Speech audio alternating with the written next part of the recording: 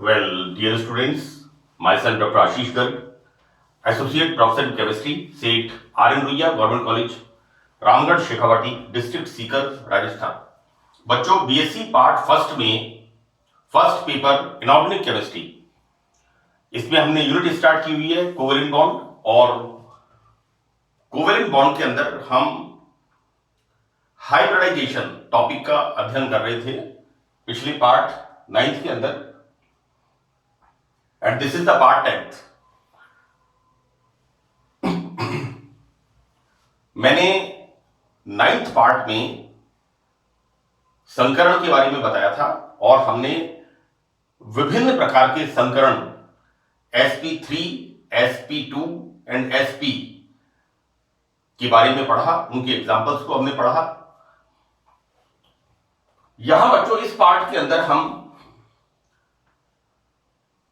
Transition metal से related, क्योंकि यहां पर डी ऑर्बिटल इन्वॉल्व है और यहां पर डी ऑर्बिटल इन्वॉल्व है और हम विभिन्न प्रकार के संकरण, बच्चों मैंने यहां जितने भी प्रकार के डी ऑर्बिटल से रिलेटेड हाइब्रिडाइजेशन है उनका मैंने जिक्र किया है जो आपके सिलेबस में है।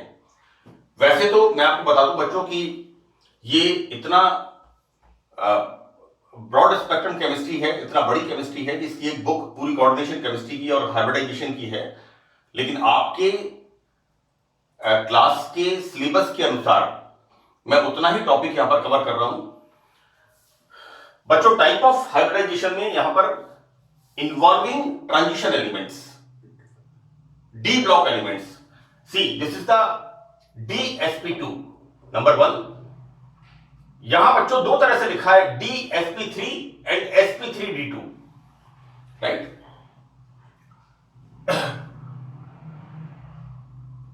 ये जो मैंने आपको लिखा है बच्चों DsP3 एंड sp3d2, यहां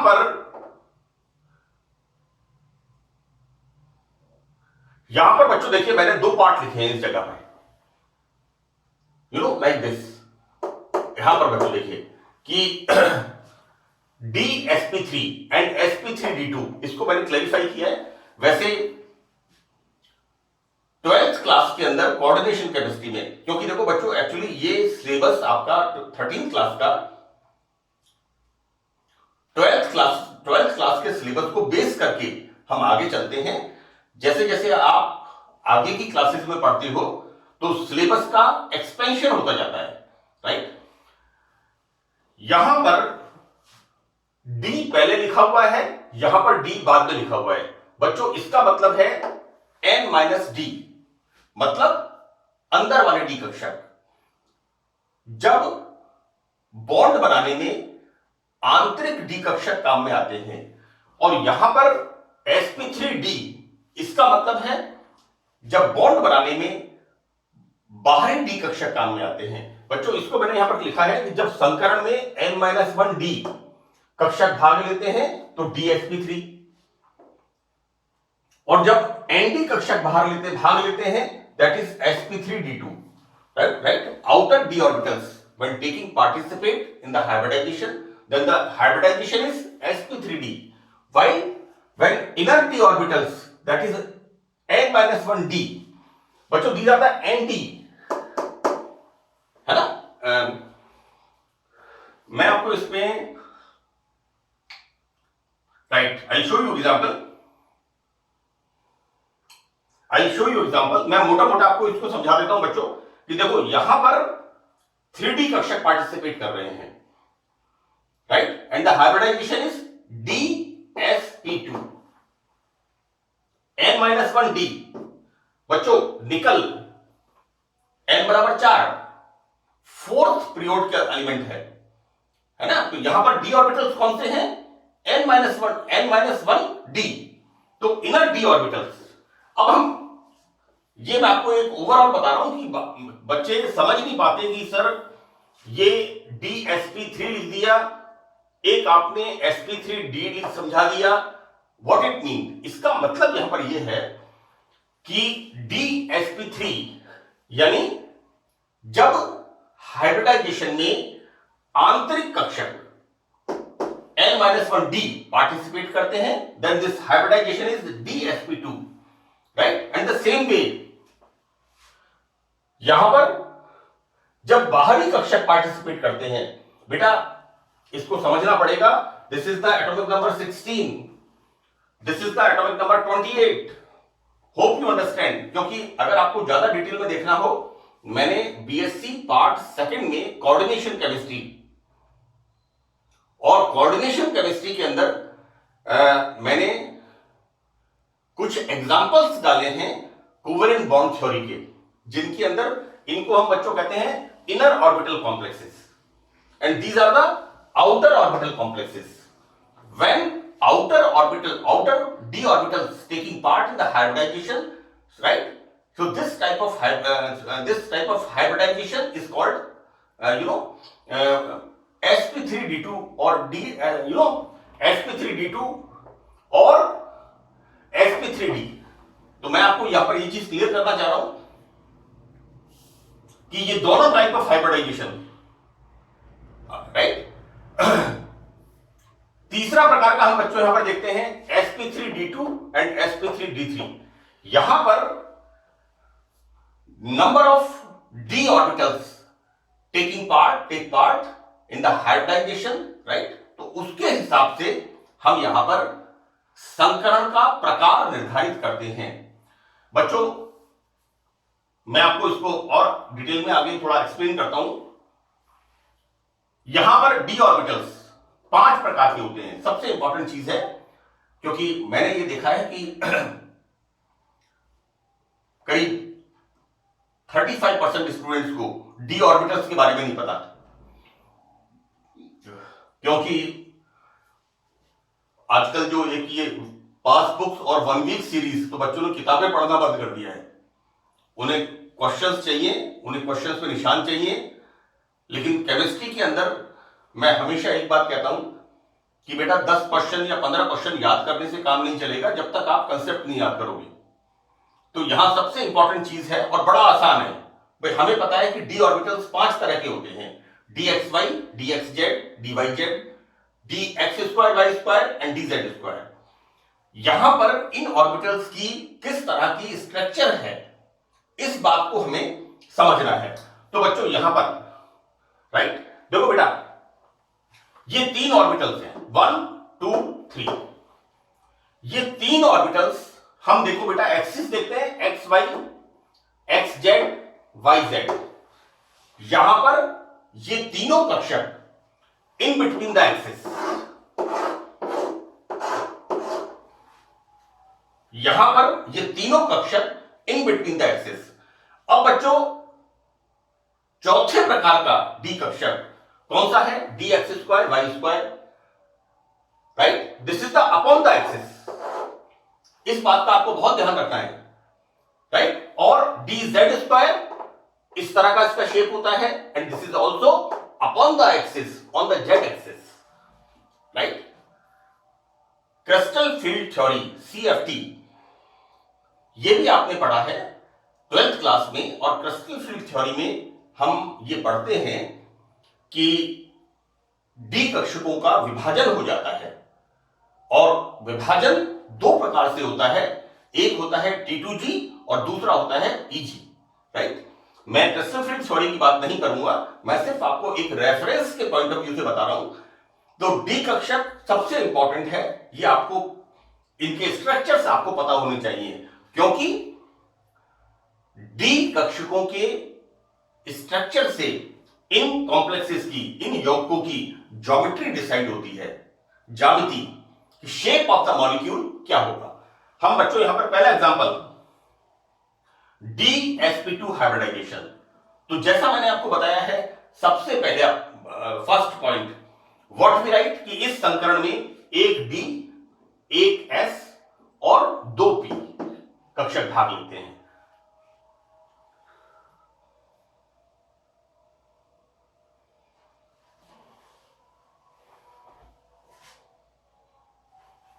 यहां पर I'll write this here,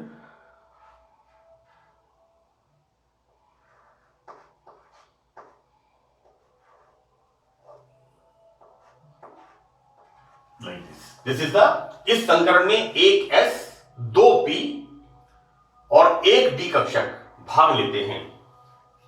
बच्चों यहां पर स्ट्रक्चर कैसा है इसका? Square planar. This is the tetracyanonickelate. Tetracyanonickel ion भी लिखेंगे तो ठीक है, but this is the correct IUPAC name, क्योंकि यहां पर संकुल के ऊपर ऋणावेश होता है। मैंने ये नाम बच्चों यहां पर नॉमेनक्लेचर के हिसाब से लिखा है। इसको हम कह सकते हैं टेट्रासाइनोनिकलेट सेकंड।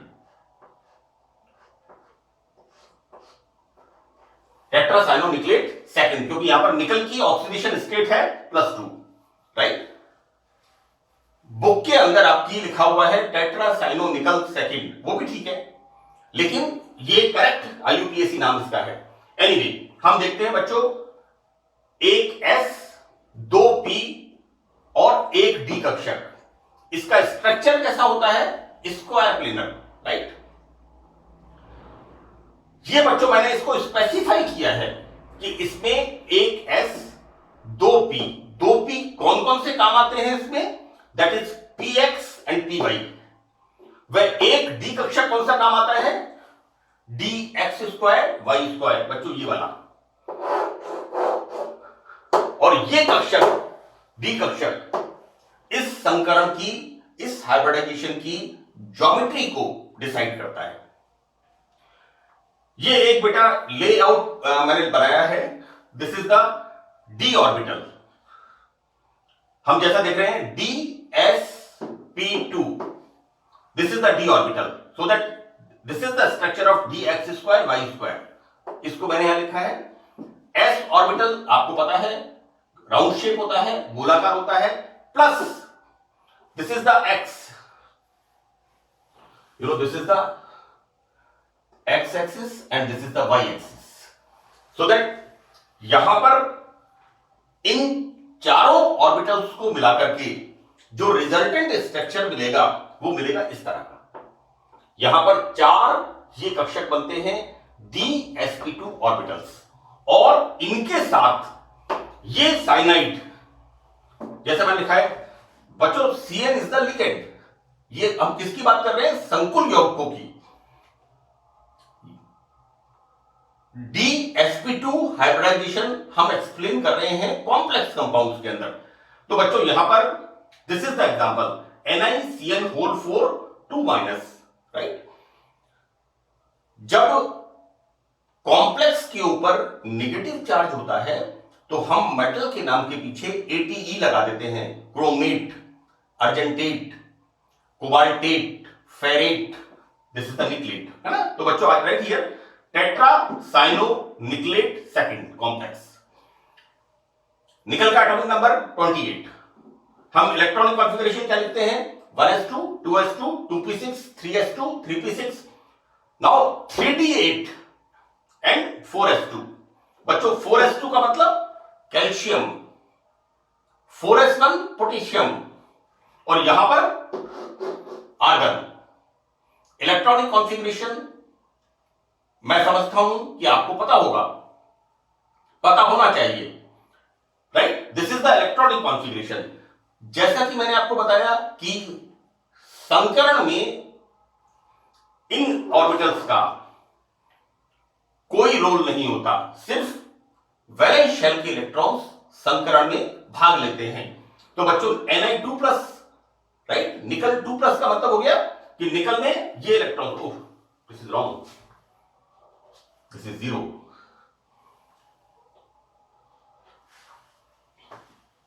मैंने बहुत ध्यान से लिखा हुआ है, लेकिन फिर भी लिखते समय कई बार मिस्टेक्स होती हैं। आपको अगर अच्छी तरह से मैटर समझा हुआ होगा तो आपको इमीडिएटली आप करेक्शन कर लेंगे।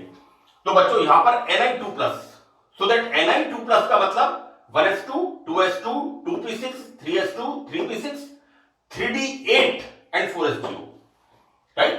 नाउ Ni2+ में यहां पर देखते क्या है? This is 4s0। अब यहां पर जब इस निकल आयन को दिस साइनाइड, जिसके पास लोन पेयर ऑफ इलेक्ट्रॉन है, बच्चों मैंने इसको शो किया यहां पर, ये इसके साथ क्या कर रहा है, arrow, this is the coordinate bond. यहां पर उपसहसंयोजक जब बंध का निर्माण होता है तो बेटा this is the Cn minus, तो Cn माइनस की प्रेजेंस में Ni2 प्लस। इसको क्या बताया है कि जब साइनाइड लिगेंड इस निकल 2 प्लस आयन को अप्रोच करता है, राइट, तो क्या होता है कि यहां पर इस इलेक्ट्रॉन की पेयरिंग हो जाती है। ये पॉलिंग ने कंसेप्ट दिया था जो मैं आपको एक्सप्लेन कर रहा हूं। दिस इज द कि इस प्रकार से आंतरिक कक्षक संकुल बनते हैं, इनर ऑर्बिटल कॉम्प्लेक्सेस फॉर्मेशन होते हैं। बच्चों ये इलेक्ट्रॉन की पेयरिंग हो गई। अब यहां पर डी कक्षक एक खाली हो गया, तो यहां कुल कितने लिगेंड हैं, 4, 1 2 3 4। तो the hybridization is DsP2, this is the hybridization and this is the structure, right. ये आपके एक काजू की बर्फी बिल्कुल इसी शेप की होती है, स्क्वायर प्लेनर, राइट। यहां पर ये वर्ग समतलीय संरचना, इस तरह से हम इस संकरण को समझाते हैं। Now in the next hybridization DsP3 और sp3d2। बच्चों यहां पर मैंने बिल्कुल क्लियर लिखा है DsP3, बच्चों इनर ऑर्बिटल्स। जब संकरण में n-1d कक्षक भाग लेते हैं तो DsP3, और जब nd कक्षक भाग लेते हैं तब sp3d ये लिखते हैं बच्चों, राइट। इसको हम जब चेंज करते हैं क्योंकि यहां पर बाहरी डी कक्षक पार्टिसिपेट करते हैं। यहां पर बच्चों फर्स्ट पॉइंट हम देखेंगे कि इस संकरण को समझाने के लिए कि जब एक S 3p ऑब्वियसली और एक D dz² कक्षक संकरण में भाग लेता है तो this is very important, the structure is trigonal bipyramidal. और जब dz इज dx²y², बच्चों ये तो सेम है, लेकिन यहां पर ये जो D कक्षक है ये अलग अलग मॉलिक्यूल्स में चेंज होता है, और इसके चेंज होने से अलग अलग मॉलिक्यूल में अलग अलग डी कक्षक भाग लेते हैं। इस कारण से यहां पर अणु की ज्यामिति इफेक्ट होती है। यहां पर बच्चों when dz² orbital is taking part in the hybridization, the structure is trigonal bipyramidal. This is the त्रिभुजीय पिरामिडीय, like this, ये पिरामिड बन गया दोनों तरफ से, ये 3, एक ऊपर एक नीचे, like this, exactly this is the structure, right। यहां पर 1 Cl 2 Cl 3 Cl Cl भी लिखा है यहां पर,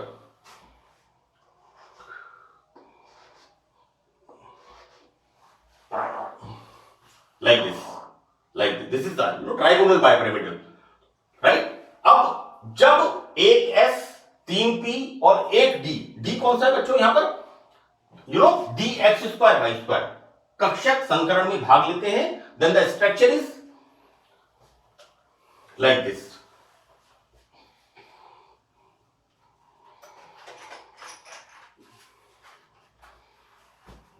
like this is the pyramid, 1 2 3, ये 3 and 4 and ऊपर वाला, राइट। यहां पर डी कक्षक कौन सा ऑर्बिटल पार्टिसिपेट कर रहा है, dx²y²। तो यहां पर स्ट्रक्चर कैसा हो गया, स्ट्रक्चर हो गया स्क्वायर प्लेनर पिरामिडल, वर्गीय पिरामिडीय संरचना, राइट। तो बच्चों यहां पर मैंने 2 एग्जांपल्स आपको बताए हैं,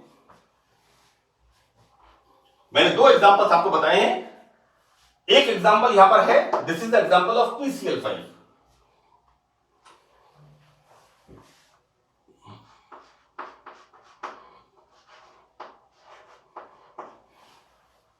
this is the example of PCl5, right, and this is the example of pentacyanoniclate, this is niclate second।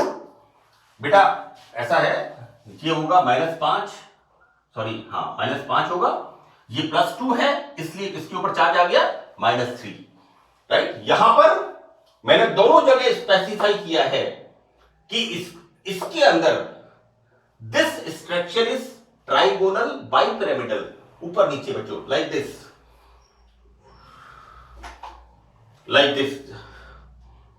ऊपर नीचे दोनों तरफ पिरामिड है, राइट। और यहां पर क्या हो रहा है, यहां पर इस स्ट्रक्चर में ऊपर की तरफ पिरामिड है, this is square planar pyramid, right. आपके सिलेबस में इतना ही पर्याप्त है। वैसे तो इसका और भी हम मेटल का इलेक्ट्रॉन कॉन्फ़िगरेशन लिखेंगे, इसका हम इस तरह से ऑर्बिटल बनाएंगे, इसको आप बड़ा करते जाइए, मैटर को एक्सपेंड करते जाइए, बड़ा करने से मतलब है विस्तार आप करते जाइए, लेकिन इतना आपके लिए पर्याप्त है। Now here next hybridization is the sp3d2 और d2sp3। सेम वे यहां पर आउटर ऑर्बिटल कॉम्प्लेक्स, यानी यहां पर nd कक्षक भाग लेते हैं और यहां पर n-d कक्षक संकरण में भाग लेते हैं। बच्चों मैंने यहां पर देखिए d2 का मतलब है यहां पर dx² y² एंड dz², और एक s और 3 p कक्षक, and the structure is octahedral. बच्चों सी मैंने आयनिक बॉन्ड में ऑक्टाहेड्रल स्ट्रक्चर बताया है, like this is the octahedral structure, 1 2 3 4 ऊपर नीचे, राइट। सी ये जो फ्लोरीन है it makes bond and this is the structure. हम यहां पर देखते हैं बच्चों, यहां पर एग्जाम्पल लिखा है SF6। ये बच्चों जो एग्जाम्पल मैं आपको बता रहा हूं, PCl5, SF6, IF7, मेरे फर्स्ट लेक्चर में मैंने आपको बताया है एक्सपेंशन ऑफ ऑक्टेट रूल। ऐसे यौगिक जिनमें 8 से अधिक इलेक्ट्रॉन्स होते हैं वो स्टेबल होते हैं, तो ये मैंने आपको एक्सपेंशन ऑफ ऑक्टेट रूल बताया था। तो देखिए बेटा, SF6 के अंदर sulphur atomic number 16, so what we write, 1s2 2s2 2p6 10 electron, then 3s2 and 3p4। Okay, now here हम कैसे देखते हैं इसको बच्चों, यहां पर एक्साइटेड स्टेट में दीज 2 इलेक्ट्रॉन्स ये डी ऑर्बिटल्स में चले जाते हैं। यहां पर टोटल 1 2 3 4 5 6, ये 5 कक्षक sp3d2, राइट। और the example is, this is the example, यहां पर फ्लोरीन एटॉमिक नंबर 9, राइट। हम लिखते हैं 1s2 2s2 2p5 2px2 2py2 and 2pz1। तो 2pz1 जो होता है फ्लोरीन का 2pz1 इसके साथ बॉन्ड बनाता है इस तरह से, and the structure is octahedral, right. अष्टफल की संरचना यहां पर बनती है। Now here next hybridization sp3d3। इसका एग्जांपल बच्चों है IF7। यहां पर D3, एक S 3 P और 3 D, मैंने यहां स्पेसिफाई किया है बच्चों D कक्षक कौन कौन से हैं। एक है बच्चों DXY, मैंने इसको लिखा है यहां पर DXZ DYZ नहीं होगा, यहां पर DXY, and the second one is the, जैसा हमने ऊपर काम में लिया था, dx² y² and dz²। These 3 orbital takes part in this hybridization, right? तो बच्चों यहां पर आयोडीन, हम एटॉमिक नंबर 48 कैडमियम, 5वां आवर्त हम पढ़ते हैं RbSrYzr, हाँ ओके, RbSrYzr 36 38 39 से 48 इट्रियम से कैडमियम तक, this is the second transition series. और सेकंड 48 के बाद हम स्टार्ट करते हैं IN SN SV TE I this is atomic number 55।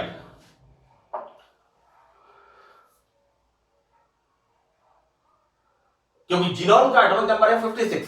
आप पीरियोडिक टेबल बच्चों ये आपको याद होना चाहिए, क्योंकि हम जिस जनरेशन के लोग हैं तो हमें तो 11th क्लास में बिल्कुल पैक कर देते थे periodic table perfect, functional groups perfect, इनका इलेक्ट्रॉनिक बॉन्डिंग जो मैंने आपको लुईस की इलेक्ट्रॉनिक धारणा बताई है, मैंने कम से कम 80-100 एग्जांपल सॉल्व किए हुए हैं। जब हम पढ़ते थे तो डेली सर टीचर आते थे क्लास में 10 एग्जांपल देके चले गए, और नहीं तो फिर वो गर्मी दे देकर ठीक करते थे उस समय। तो बच्चों वो टाइम तो अब है नहीं, ये तो आपको सेल्फ मोटिवेट करना पड़ेगा, जितना प्रैक्टिस करोगे उतना आपको समझ में आएगा। तो बच्चों आयोडीन के अंदर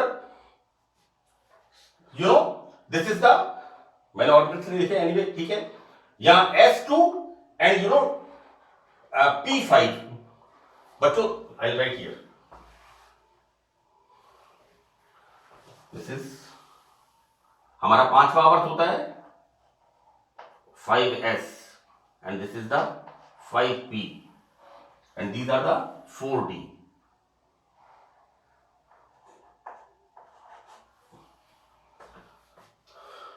बेटा ये बाहर की कक्षक हैं, ये हमारा S2 RbSr, राइट, ये बच्चों P कक्षक हैं, right, these are the P orbitals जो हमने लिखा है इंडियम से स्टार्ट है, तो this is the 5p5। Okay, now here ये बच्चों आउटर शेल आउटर्स 5d, तो यहां पर ये 3 इलेक्ट्रॉन्स 1 2 3, ये 3 इलेक्ट्रॉन्स 5d कक्षकों में जाते हैं और यहां पर हाइब्रिडाइजेशन होता है sp3d3, this is the hybridisation. और बच्चों यहां पर स्ट्रक्चर यहां पर बनता है, दिस इज पेंटागोनल बाइपिरामिडल। यहां पर एक फ्लोरीन मैंने नीचे नहीं लिखा, लाइक दिस बच्चों, this is the structure, pentagonal bipyramidal structure यहां पर बनता है। तो बच्चों यहां पर हमारा हाइब्रिडाइजेशन का पार्ट कंप्लीट होता है। और मैंने एक बात कई लेक्चर्स में मैंने रिपीट की है, आप कम से कम 3-4 बार इन लेक्चर्स को पहले सुने और उसके बाद इनके नोट्स तैयार करें और प्रैक्टिस करें, जिससे आपके कंसेप्ट्स क्लियर हो सके। क्योंकि कंसेप्ट्स अगर आपके क्लियर होंगे तो आपको पढ़ने में मजा आएगा, अदरवाइज बेमन से अगर आप पढ़ेंगे तो चीजें पॉसिबल नहीं होंगी। तो बच्चों आई होप आप इसे एंजॉय करेंगे, समझ में आपको आएगा। So that's all in this lecture, thank you.